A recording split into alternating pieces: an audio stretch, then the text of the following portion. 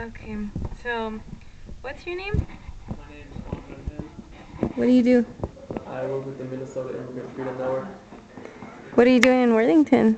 Um, Trying to help folks who are affected by the ICE raids in the Swift plant through the UFCW union. So can you tell us a little bit about what you've been doing today? Well, today is really my first day and just helping do intake of like cases for people who need lawyers, people who need food because they can't afford. A lot of people aren't getting paid anymore, and so we're taking intake today and had a lot of people tell us their stories about how they've been affected. And one person came in with a guy.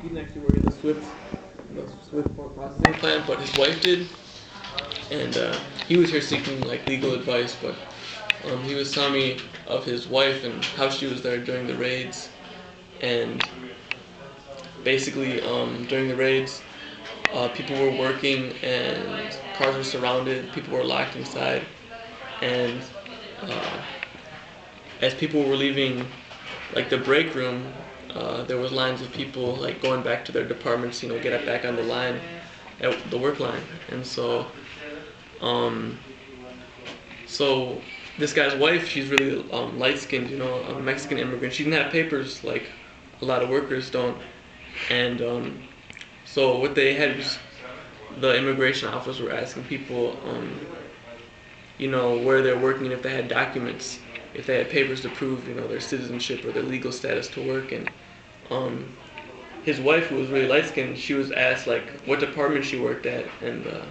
she just said like I think it was loin or trim or something. And so the immigration officer just said, "Oh, you can just go to this room." And it was a room where people weren't being questioned any further. They weren't being asked for documentation or anything, as opposed to like the other rooms where people were really being questioned, had to prove their identity, had to prove their citizenship. And so she got off, scot free. I mean, it's good she didn't get detained or arrested. It's just she wasn't treated the same. She was treated differently because she had lighter skin as opposed to other immigrants who were in the same situation in terms of legal status. And so, I mean, it makes a clear like legal argument that people at the Swift company were detained, arrested based on racial profiling, not based on any specific individual evidence or substantial evidence. It was just based on where you work, and a lot of times in terms of the color of your skin. And so, I mean, it's clear that this is racist and it's racial profiling. Legally, it means that, I mean, this is a malprocedure, and people who are being detained should be released because this is, they went about it all wrong. They just surrounded everyone, looked at you based on the color of your skin a lot, and then just arrested you. People still locked up, separated from their families, and people are going to be deported starting this week. And it's all wrong. So this is my first day at the office, and I really got to see what it looks like, how everything went wrong here. And you're all on top of that. You're also doing some what other work were you telling me before? Oh, I'm here in my mobile office in cyberspace, trying to coordinate a campaign to pass the DREAM Act with the help of high school students in Minnesota. How do you think the raids are going to affect the high school student movement for the DREAM Act? Well, I guess for instance, like last year we worked at the school Wade House. It's not a school, it's a community center.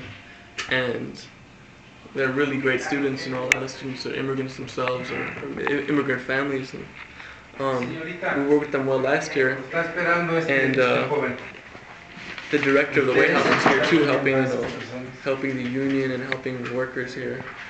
And so the director of Wade House was letting the youth over there back in Minneapolis know that there's a lot of crazy stuff going on here.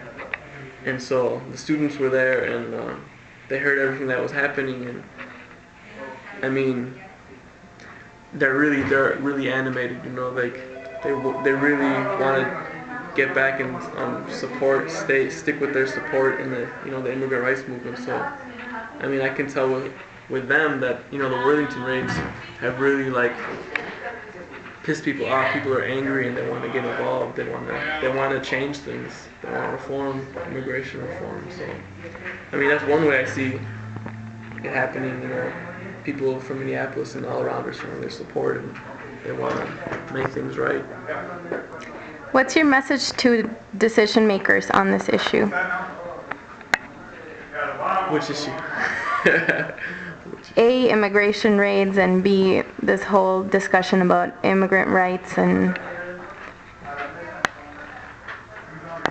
workers. That's a tough one. I can take a break. Yeah, that's